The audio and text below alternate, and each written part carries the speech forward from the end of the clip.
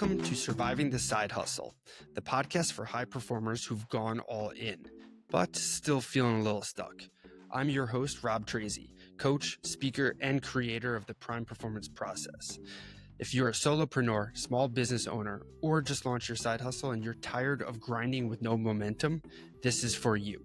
Every week, we bring you guests that have broke the code, generated momentum, and finally got unstuck. And we're diving into their stories, their struggles, and their secrets to generating massive momentum in both their personal and professional lives. We don't do fluff here. We do frameworks, real talk, and share the kind of insights that get you unstuck for good. Welcome, and let's get rolling.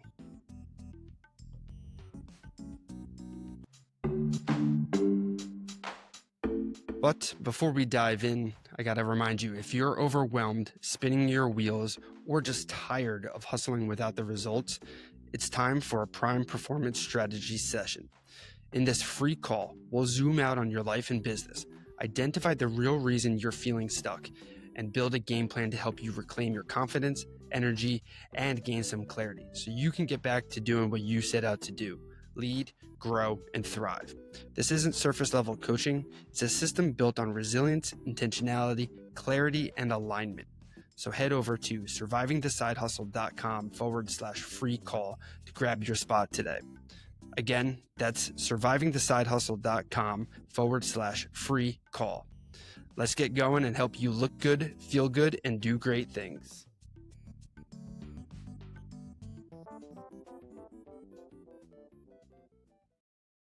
What's going on, everybody, and welcome back to another episode of Surviving the Side Hustle. I'm super excited for this conversation today, and I hope you guys are eager to dive in as well, because today we've got Quinn Magnuson, and on this episode, it's going to be awesome because Quinn is a former pro football player turned leadership and performance coach. From the Gridiron to the Boardroom, Quinn has lived the highs of chasing greatness, but also the burnout and identity struggles that come with measuring success only by results. Today, he leads the effort over results movement, helping leaders, entrepreneurs, and athletes build resilience, grit, and purpose by focusing on only thing that we can truly control, our effort. So welcome to the show, Quinn, man. I'm excited to dive in. How are you doing? Well, I'm doing okay. It's going well. It's a great day. It's just another sunny day here in the Columbia Valley up here in British Columbia, Canada. So excited to be here. Yeah, well, I'm excited to kind of dive into your background, your story. It sounds like you've gone through a lot of different things in life. So talk to me about really what's brought you through sports and brought you to here ultimately, and kind of like where'd everything begin for you?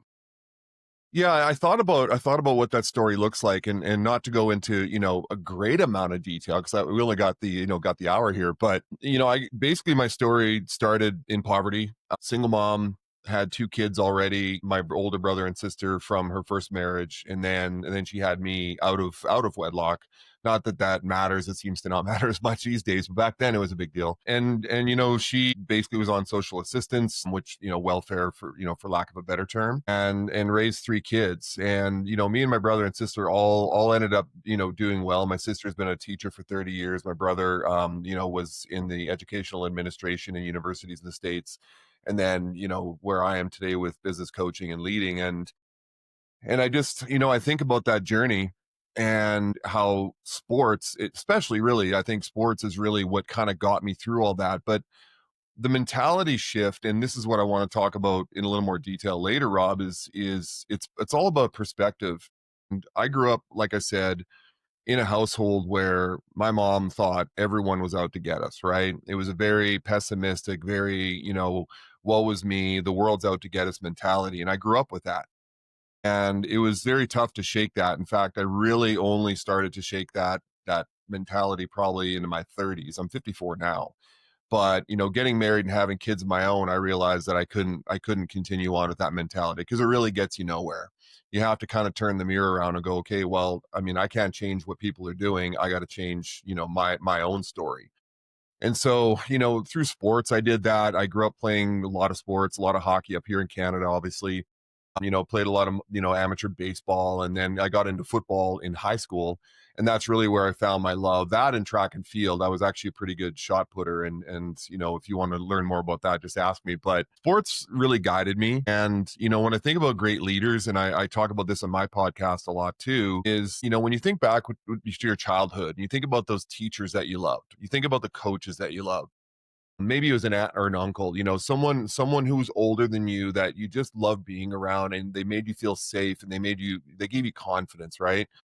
Those are true leaders, and that's really what we need in the workplace today. And I can espouse on that later, but I had a few. Not having a father around. Father was not around at all. Didn't was out of the picture the day I was born. I was looking for male role models. I mean, as any young boy would do. And for me, it was a couple of teachers growing up.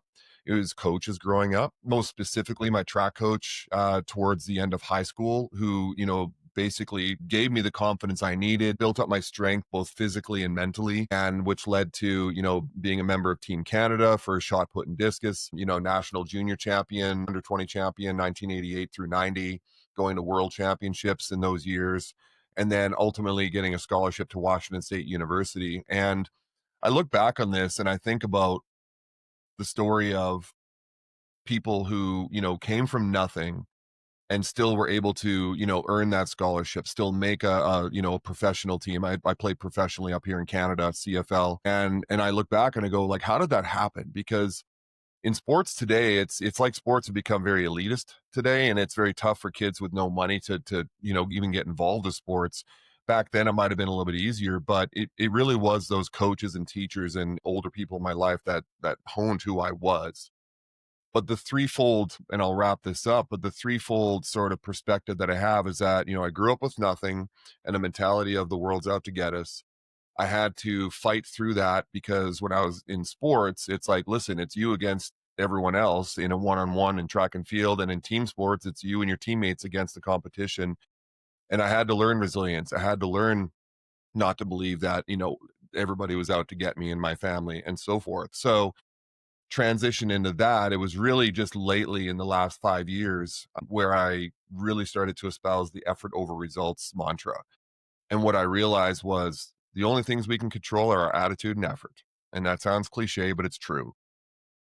Day to day, consistent effort towards the things you want to achieve, and let God take care of the rest, really, because you can't control that. And so that's where EOR really, came from. It came from learning that you just got to put in the work. Nothing's going to get handed to you. Nothing's going to, just magically show up. And that's really just the way I've operated, for the last 20, 30 years, and especially in the last 5.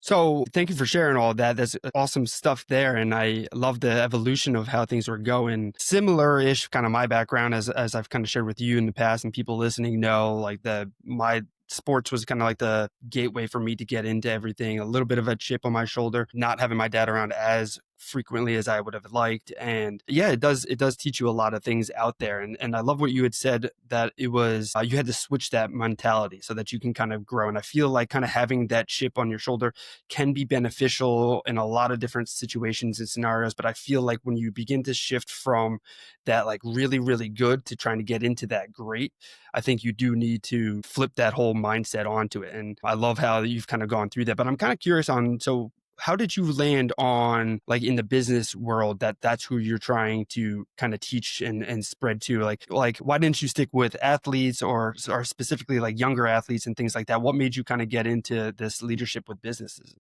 Yeah, great question. And I've asked myself that question a few times. It was funny. So when I went, I'll go back a little bit to set it up. But when I went to Washington State University, I actually went there for broadcast communications. Never did get my degree because I got drafted into the CFL, and I decided to forego my senior year to go and make money, 26,000 a year in the CFL. And professional football up here ain't what it's like in the NFL, folks. But I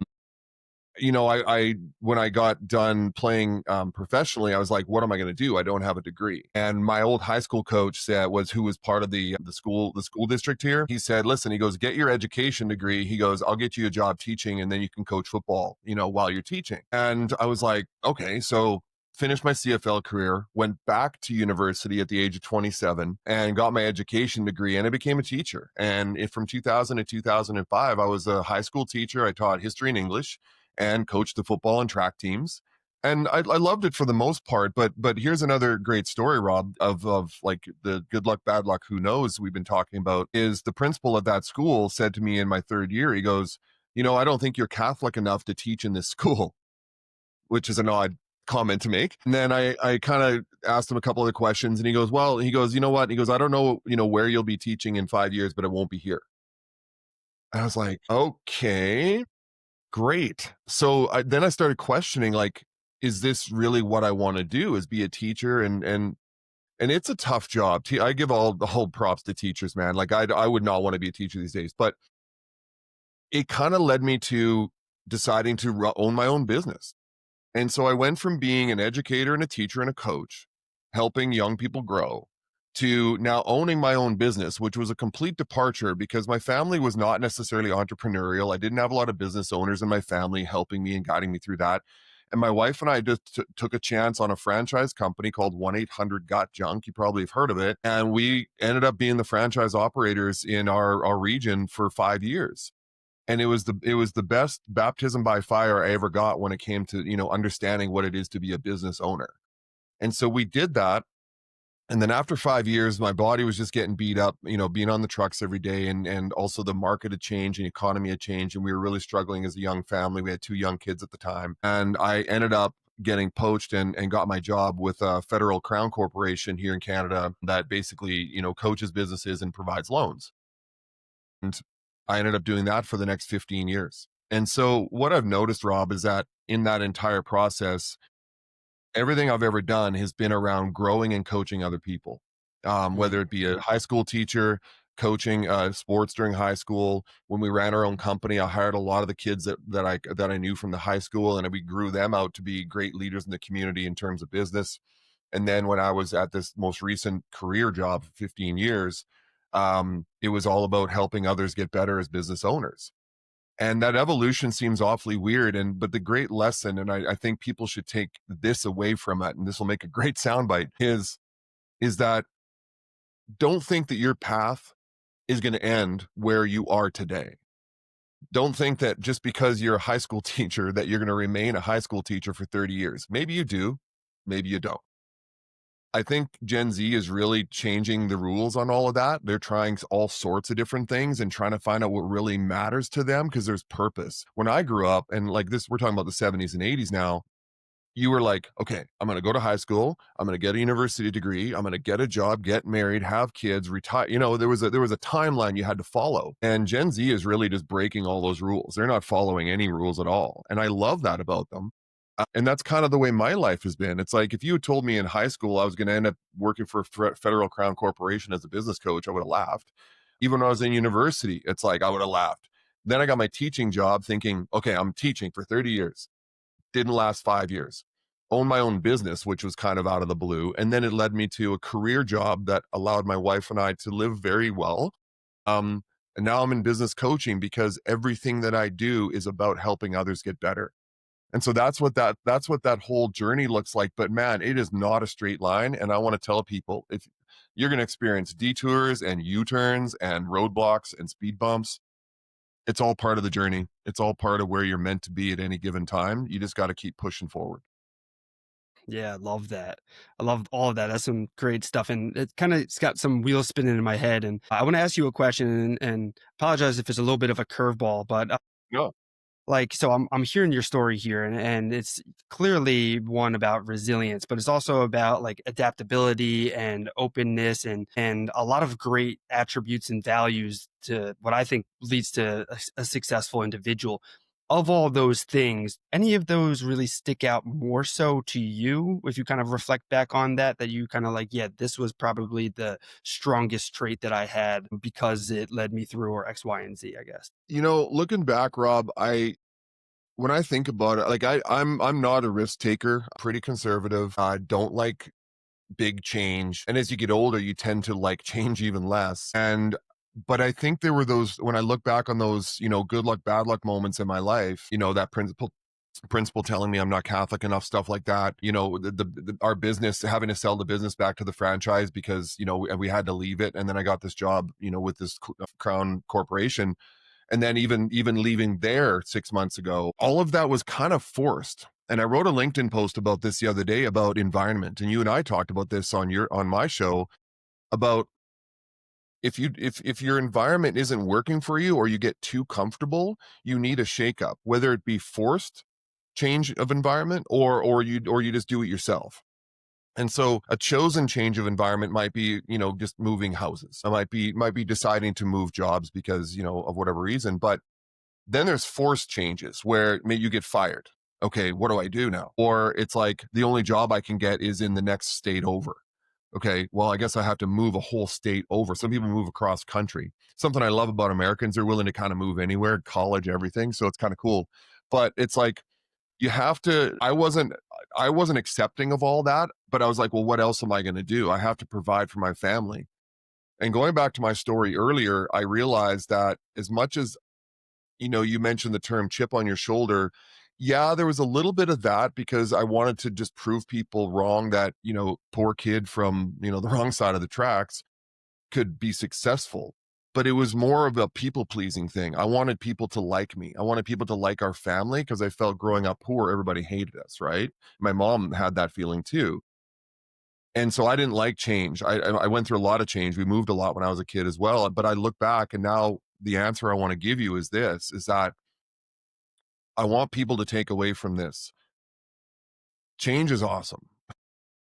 It's good. I know it sucks in the moment, but when you pull that timeline out from, let's say, June 7th, 2025, and you pull it out 5 years behind and maybe 5 years ahead, and you look at it, in retrospect later, you're going to go, man, that was the best thing that ever happened to me.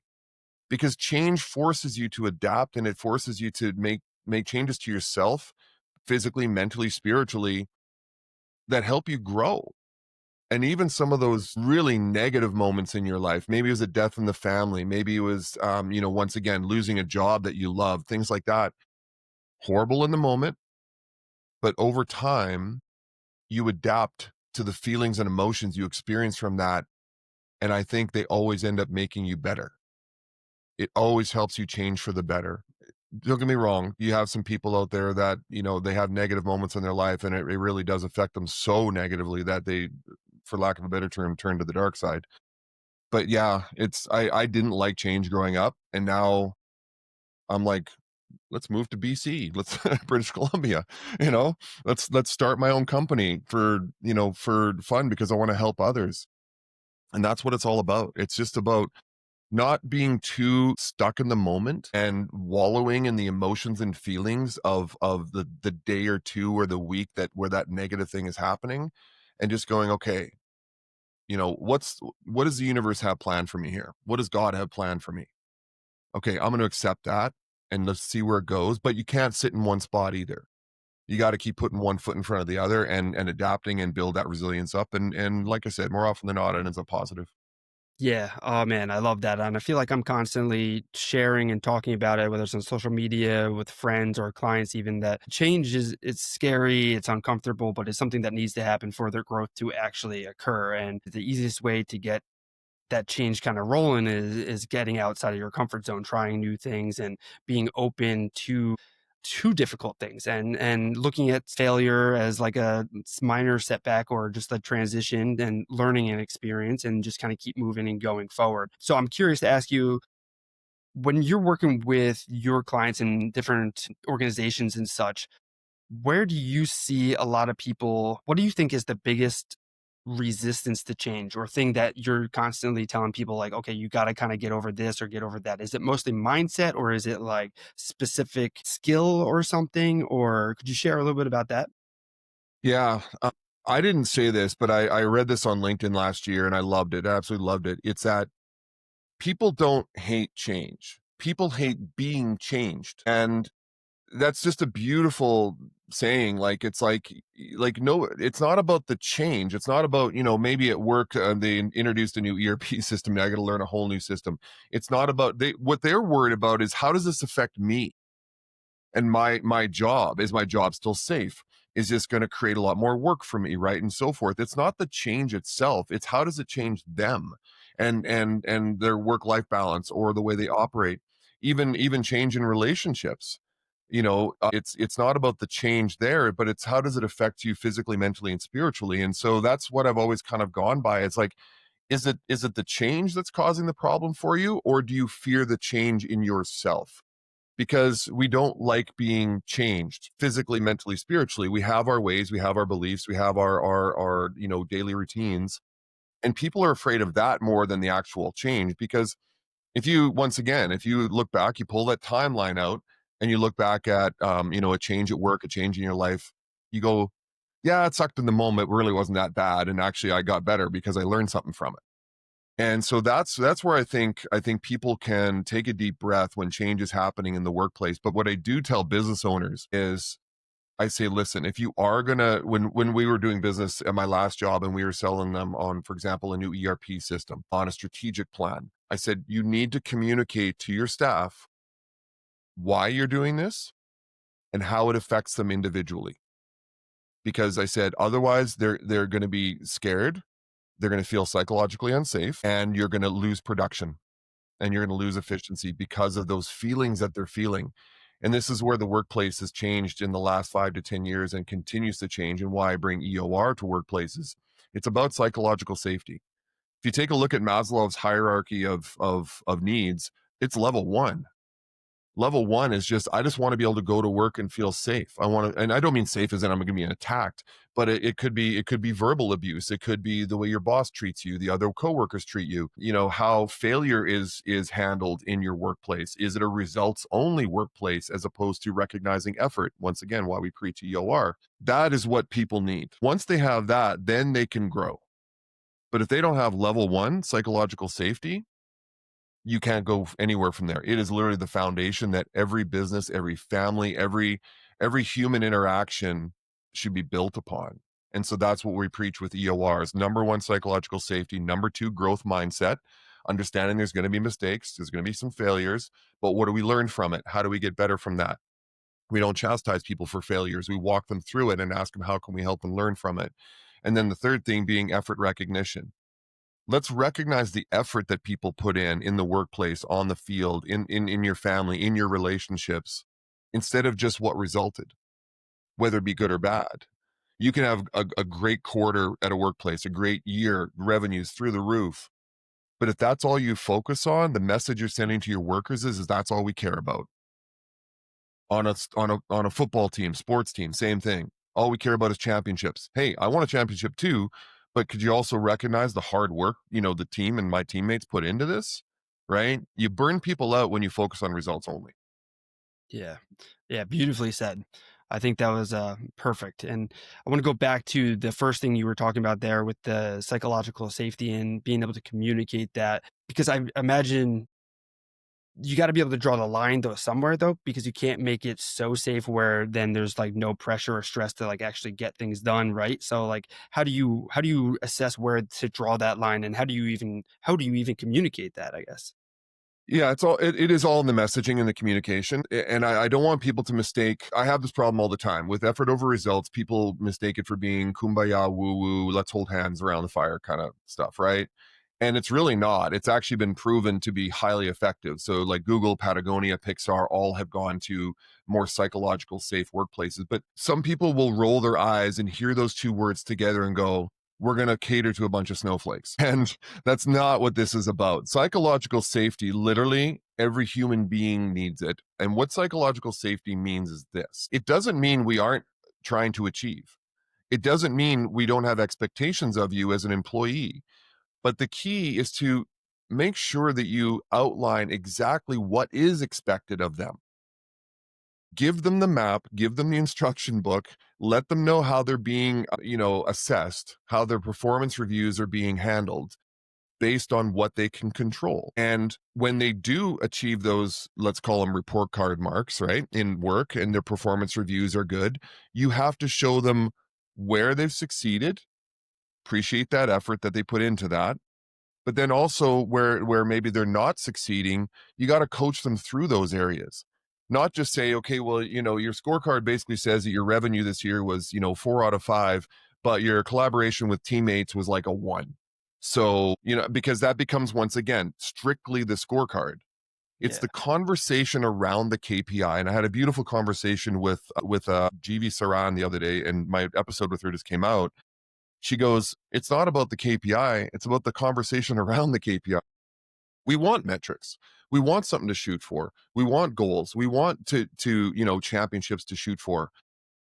But if all you're talking about is just the result and just the championship and just the KPI, like I said, that's where people get burnt out. They don't feel like they can take chances. They can't be innovative and collaborative and make a mistake once in a while. They can't speak up in the workplace because their bosses just basically, you know, yell them down and just go, listen, do it this way, not that way.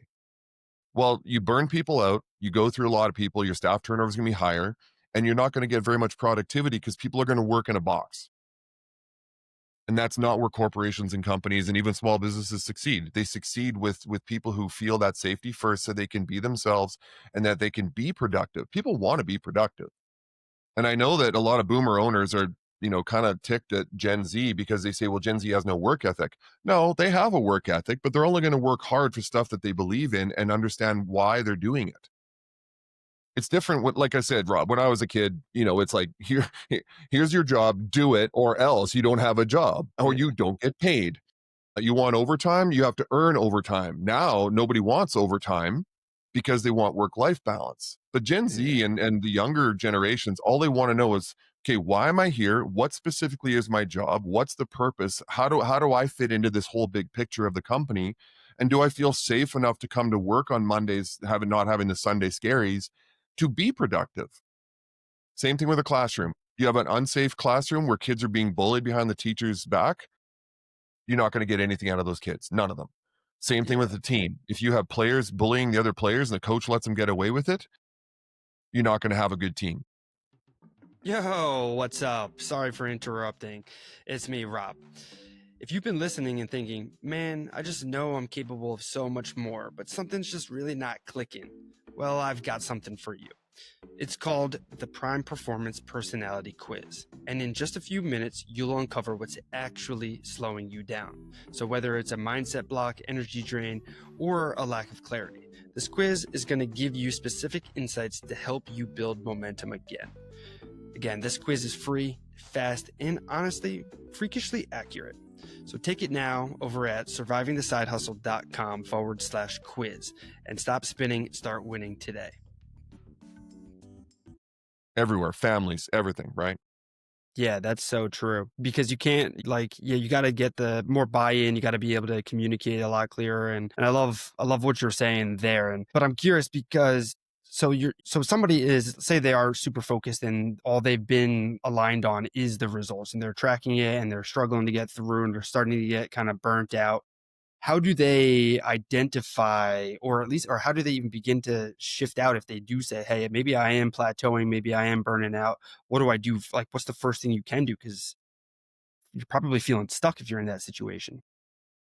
Yeah, I would answer that in a couple different ways. One is, I mean, okay, how long have you been working at this? Number one, you get people who are my daughter, for example. If she gets frustrated quickly, sorry, in the past, she's much better now, but she would get frustrated quickly and just quit and move on to the next thing. I talk about it in my book. She had a very much a results mindset, not effort mindset. So she was naturally good at everything and she would try something. And if she was good at it, oh, I love this. I love this thing I'm good at. But as soon as she came up against a brick wall, even if it was in the first day, no, I don't like this anymore. And she moves on. That's what happens when you have a results mindset, not a fixed mindset, right? But what I would say to people who, if you've been working at something for a long time, okay, whether that be in the gym, you've plateaued, whether that be, in the workplace, you've plateaued, or you're just not getting anywhere and you feel like you're spinning your tires, you're not learning much. Okay, so first of all, how long you been working at this? Two, I would say, okay, what are the different angles you've gone at this with, and who have you consulted to maybe get different perspectives on how you can do this differently? So let's stay in the gym. You and I, let's stay in the gym. If I hit a plateau and you're my personal trainer, You're probably going to change up my workouts. You're going to change the loads. You're going to change the frequency. You're going to change the diet, the nutrition. And you try all sorts of different recipes to find what works for me. And if you still keep hitting plateaus in something that you're trying to achieve, now, okay, in the gym, there's a lot of variables you can play with, but if you keep hitting a plateau in something else, like, just out in society or personally, or even in the workplace, you have to take a look at the environment around you. What is it, something in the environment externally that's slowing you down? Is it something internally that's slowing you down in terms of, being able to keep your mind open to new ideas? But don't get me wrong, at some point in time, there are certain endeavors that people go after that, 1, 2, 6 years, and they're just not getting it. They're just not okay. Maybe at that point, it's time to say, is this for me? There's a story that Damon Lemby told me on my podcast. He came on and he said there was a guy who went through astronaut training with NASA, and he went through it, failed, failed, failed. They basically, he was 32 years old. They basically kept saying, I'm like, you know what? We really don't think this is for you. Why don't you work in tech? Why don't you work, with the teams here or whatever? He got it in, I think it was like his ninth try or something. And what that proves is that he had a growth mindset. In, I haven't achieved what I want to achieve, dot, dot, dot, yet. And he kept going at it because it was important to him. And he became one of the best team members on NASA's astronaut team.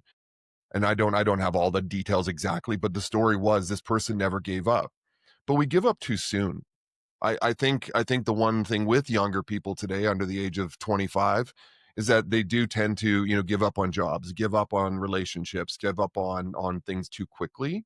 And that's what I'm trying to preach to all ages, really, is about that resilience you get from understanding it's not about the result you're trying to achieve. It's just the day-to-day effort you put in towards it, and celebrate the little wins along the way, because I never did that growing up at all.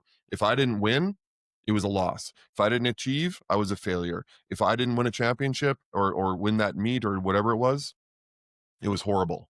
I finally, after 50 years, figured it out. So I'm listening to you with the astronaut story and all these other things. So I'm trying to kind of determine. So like, if I am speaking to somebody who is younger and they are kind of shifting, maybe they're taking different classes and they're kind of flipping flopping Mhm. before they kind of get into it. Like, is it where or when do you tell them to, like, okay, you got to keep going a little bit more, because they might also be kind of trying to save time, right? Like, hey, I'm not really good at this, let me find something that I might be slightly better at and then allocate more time to that. So I feel like it can kind of be difficult both sides there. Yeah, or it's relationships. And I found my son and daughter are 25 and 23, and they even say it themselves. Like, everybody's in a situationship now. And Yeah. basically it's like, yeah, because I don't want to commit, because I don't want to waste time with someone I don't think I'll spend the rest of my life with. It's this weird mentality that Gen Z has, that it's like, listen, I'm giving you one date or a set of text messages to prove yourself to me, and then otherwise it's over. And I'm like, oh my God, you kids. Anyway, I would say there's two mistakes, and we made them. My wife and I made them. Two mistakes that parents make. One for sure is that we think that because we grew up in an era and a generation of that life timeline of, well, when you're done high school, you got to go to university, right? That's got to go. Sorry, getting a 4-year degree doesn't mean anything other than you proved you could finish something. Now, if you're an engineer, you're a doctor, okay, you obviously need the degree to, if you want to go into that particular profession. I don't want any doctors out there doing surgeries without a degree, but let them figure it out.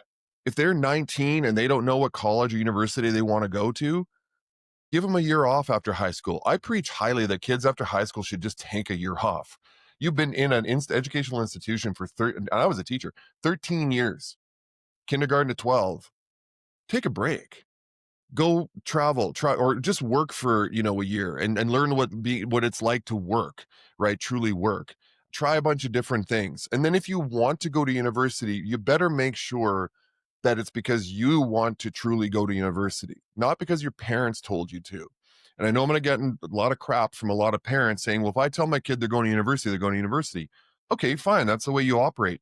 But you're potentially wasting thousands of dollars on a kid that doesn't really want to be there, and they don't know what they want to do. How many of you and your friends, when you were in university, go, yeah, I don't know if sociology is my thing. Maybe I should go into physiotherapy, or maybe I should try this. It's a small percentage that enter university and end up leaving with the degree they were going in for, right? Yeah. So I would suggest that as leaders of younger people, whether it be a coach, a teacher, a parent, an employer, give them a little bit of time to try and figure it out for themselves, because in the end you're battling a stubborn creature. The frontal cortex has not been developed yet under the age of 25, and they haven't figured out what they want to do with their lives. 30% of people under the age of 30 are still living at home these days, Rob. That statistic just came out this year. And it's because they don't know, they kind of don't know what they want to do yet. Not to mention the fact it's really expensive to try and find your own place. But man, you just got to give them some time. And I was not like that. I'm preaching like I know everything. This came on 2 years ago. I figured this out. Mm. And it changed my kids' lives because they finally felt no pressure. I still want them to move forward. Don't get me wrong. I still want you to make an effort. And I don't think we should let young people off the hook in terms of effort, but I'm Yeah. less worried about the result. I just want to see you pushing towards something, anything. Then I know at least you're on the right track. Yeah, I love that because that kind of just goes into what I wouldn't, I guess I could say I'm pretty passionate about is being decisive, like making a decision and kind of sticking through it. Like if it's the wrong decision, then you can change because there is a lot of availability out there, but kind of going through it. I know a couple friends who are just like constantly on the dating apps, and there's one little thing, oh, I don't like the way that person's nose is, next. Oh, I don't like how that is, next. But they don't ever give it a chance or put anything into it. So then they're Yeah. so indecisive with everything that nothing ever gets done. It's the short attention span. It's and that's just what social media has done to millennials and Gen Zs. And then now it's done it to the older crowd too. It's like we all have short attention spans. I don't have time for this. You have a crooked nose, bye. Red flag, right? Or you spelled something wrong in a text message to me. Red flag, bye, you're gone. Come on, people. Give it a break. Like let people be themselves. Meet with them. So sorry. Now I'm getting to my dad work. No, no, I like it. So okay, going through recapping, kind of going through life. Sports was a huge thing. You kind of got into the teaching first, then you were franchising, and then from franchising you got into the business coaching, and now you've got your own business. Who are the people that you're working with, or who gets the best results or benefits the most from what you are teaching and sharing with the world? Are bigger organizations where you're coming in and kind of helping clean up different teams and leaders on the teams, or are you working with smaller businesses, or is it like solopreneur kind of thing? Who gets the most out of hearing what you're sharing? Well, at the risk of sounding arrogant, I mean, like the concept of effort or results really applies to any business, whether you're a startup or large corporation. The groups that I really do want to work with though is the leadership teams. Because once again, we're trying to create that psychological safety in the workplace so we can develop growth mindset, ultimately effort recognition, and then productivity and profitability too. There is profitability in this. And so the companies that I work with is I'm working with the CEO, the C-suite. In smaller corporations, maybe I'm just working with a leadership team, which is maybe the owner and a few managers. Smaller businesses, I'm working with the owner and maybe one or two managers or supervisors. When you get down to the solopreneurs or the entrepreneurs who are really just running the company on their own and they don't have a right-hand person, I'm working with them to understand what EOR and EOR isn't new. It's just the label I've given it. The concept of allowing people to work and recognizing their effort and not being so results obsessed is not necessarily new. Like I said, Google did this with the Aristotle project 15 years ago. It's about getting them to, because, well, let me put it this way, Rob. Your people, all AI aside, your people, your employees are literally the lifeblood of your company. Whether you have 4 employees or 400 employees, if you have employees that don't feel that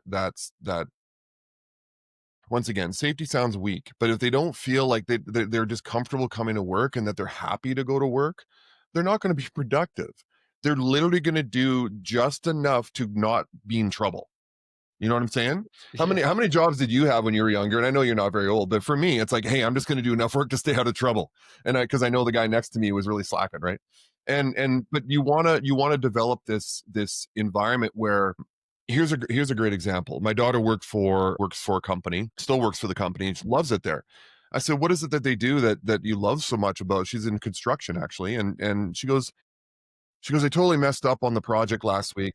Screwed up a door frame where the door wouldn't even shut." And she was, a year in or whatever. And her supervisor just goes, "Hey, that's okay. Come over here. Let me show you." And he goes, "I want," and he coached her through pulling it apart, showing her the angles and whatever. And she goes, "I just was so happy that he didn't just say, you know what, screw it, go do something else. I'll take care of this," right? Like your dad would do to you when you were younger, right? Like, listen, just put the tool down. I'll handle this for you. He didn't do that. He actually took the time to show her how to do it properly and showed her where her mistake was. So she learned from that. She hasn't made a mistake in that area since, right? And that's what you want. That's what I'm trying to bring with EOR. It's just a culture of, okay, it's okay to fail. It's okay to make mistakes as long as you're pushing and putting that effort in. And I can see you're putting the effort in. Another great example of this, salespeople. This is where it works really well. Companies that have a lot of sales team members. Okay, so whether it be external or internal sales, it's like, and I was in this. You had 2 quarters, just a drought, complete drought. Like you're batting zero. Haven't had any sales in 6 months, and your target is what it is at the end of the year. My leader didn't reflect on what my target was at the end of the year. Didn't reflect on the fact that I hadn't hit my target in 6 months. He said, "You know what, Quinn?" He goes, "The economy's really weak right now." He goes, "A lot of your colleagues are going through this. I can see you're putting in, like in the CRM, putting in all the meeting times and you're going out there and you're busting your butt. That's all you can do." He goes, "Don't worry, the results will come later." He goes, I know you're working hard." So he goes, "Once you get that first one under your belt," he goes, "they'll start rolling in." And I was like, "Oh, thank you." Right? And I just felt, okay, the pressure's off, at least from my leader, to say, "Why didn't you get your quota this month?" And it made me work harder, Rob, because I knew I could work harder to, even if I failed, he recognized the work I was putting in. Hmm. And that's really what EOR is all about. On the sports fields, okay, coaches, once again, we all want to win games, we all want to win championships. That's great. But if your message to your team when you didn't win a game is how you didn't win the game and all the things the team did wrong, now you can say, "I didn't see a lot of effort out there." That's okay. That's an effort message. But if you basically are just like beating down on these poor 10-year-old hockey players or football players because they didn't win the game, stick to messaging that's going to make them feel better for next game, because otherwise, especially with young kids, they just shut down and they tune out right away. Championship teams, they talk about the effort that was put in. They're still striving for a Super Bowl, for a Stanley Cup, for whatever, but they talk about the camaraderie and the culture and the teamwork together. In the classroom, if I tell a kid who gets 47% on a test, "Well, you failed another one," how's that kid going to feel? And especially if they actually put effort in to studying for the test and still failed. Now they're like, "Well, screw it. I'm never going to try again." Yep. It's all Yeah. about messaging. It's not about not getting results. It's not about woo-woo kumbaya stuff. It is about just recognizing people and recognizing their effort. Now, if they're not giving the effort, yeah, okay, we have to have a different discussion. Yeah. Yeah, I love that too, because when you were talking about the sales a second ago, that reminded me of one of my teachers, and it was global honors in high school, and my grades started slipping a little bit after I started the year off pretty fresh, and she knew me from other classes and things like that, and she came to me when things were dropping, and she came with me with like compassion and was like understanding, like, "Hey Rob, what's going on?" And Yeah. then I shared about like, "Hey, yeah, I've been cutting weight for wrestling and this season's really grueling. I'm dying. I'm not having enough time to study. I'm just exhausted." And then we worked together, and that always stuck with me. Shout out to Miss Gruner. She was the best ever. And but that showed me like, oh, okay, like I can still get through this. It's not, if she would have just came at me and just been like, "Hey, you're failing again, like you got to pick it up," or whatever, I probably would have turned me off and I would have probably ended up failing that class. But turned it around come lacrosse season. Thankfully, was a little bit more relaxed in my high school. Then I got to get back into studying a little bit better. So Yeah, yeah, and business owners, you know what? I get it. I was a business owner myself, and I had bills to pay, and I had to make sure we broke even and made some profitability each month. And so you get stressed, and I get it. But try not to let that bleed into your day-to-day conversations with your employees, and don't make all the conversations about how we didn't hit our targets this month. Like you got to show that compassion and empathy, because people, here's the example I want to give, Rob. And I go back to, and the reason why I keep bringing up teachers and students, coaches and athletes, employers, employees, and parents and kids, is that think back to your childhood and go, who was my favorite coach? Who was my favorite teacher? Who's my favorite first employer? Who, not who's my favorite parent, but you know what I'm saying? It's like mom, but it's like it wasn't that you learned a ton in that class. It wasn't because you won championships. It was because they treated you with respect. They cared about you. They showed some compassion and empathy, and they wanted to learn more about you than just, whether you were a good athlete, whether you were a good student, whether you were, good employee. They wanted to learn more about you. And today's top employers are finding ways, even if you have 400 employees, okay, then you get people below you that have smaller teams to be those compassionate, empathetic leaders. And especially in America, I'm in Canada, but especially in America, it's basically it's dog eat dog, it's win at all cost mentality, and that's just not going to cut it anymore. It can't, and it won't do it in any workplace in the world. It's the 1980s through 90s mentality of listen, do your job or else. Sorry, okay, fine, I'll quit. Then you'll be left with nobody. But the companies that are showing the compassion, the empathy, having that psychologically safe workplace, they're the ones that are shooting through the roof. So this isn't kumbaya woo stuff. This is about profitability, and you can make lots of money having a culture like that. Yeah. Yeah. Even if you just take a second, like you said, and just think about your favorite coaches and teachers and things like that, and just remember how it made you feel, you can understand how important this stuff is for businesses and things like that, and bringing that through. So it's definitely true, real stuff that's making lasting impact and change, and helping those better companies even exponentially get better by implementing these things like this. So Quinn, I want to be courteous of our time here, and I want to make sure that I kind of dive in, because I know you've got some other things going on. I know you've got the podcast that you've got, Effort Over Results. So share a little bit about that, and you got any other projects that you're super excited about besides coaching and things?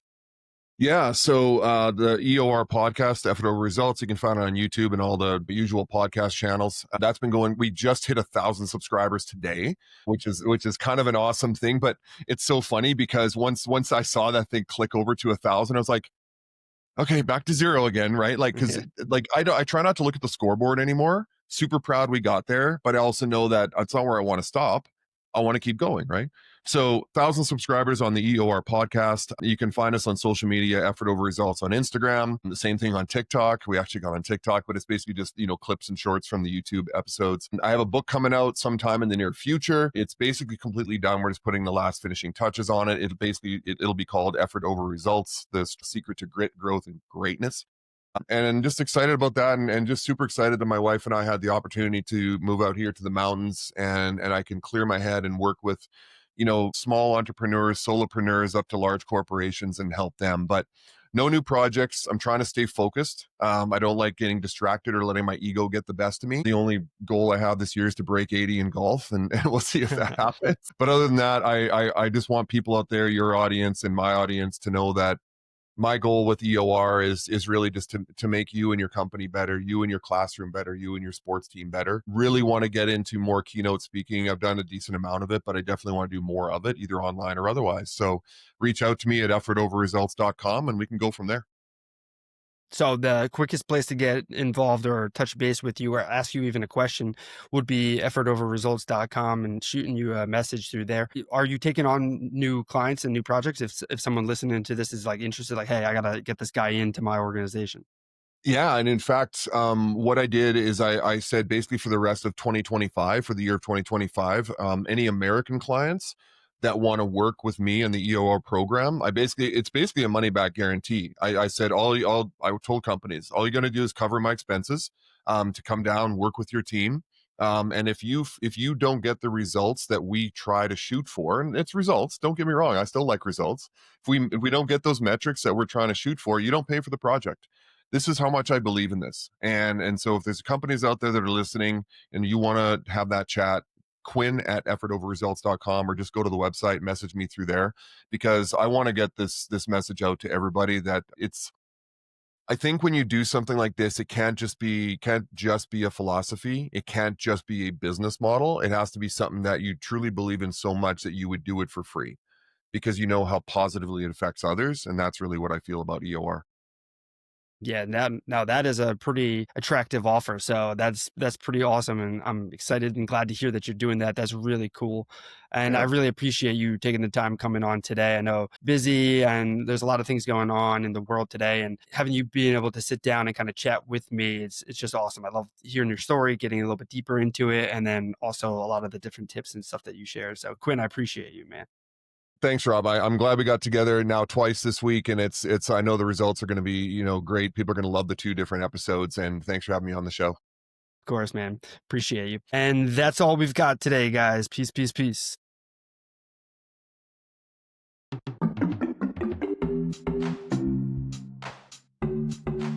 And that's it for this episode of Surviving the Side Hustle. If you found this valuable, the best way to support the show is to rate and review on Apple or Spotify.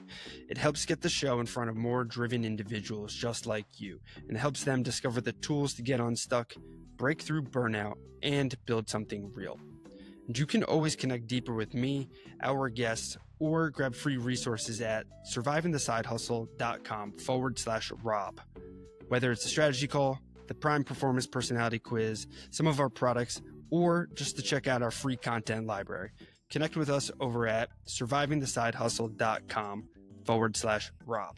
And hey, remember this, you weren't meant to just grind. You were built to grow. So stay conscious, stay committed, and keep showing up. Peace, guys.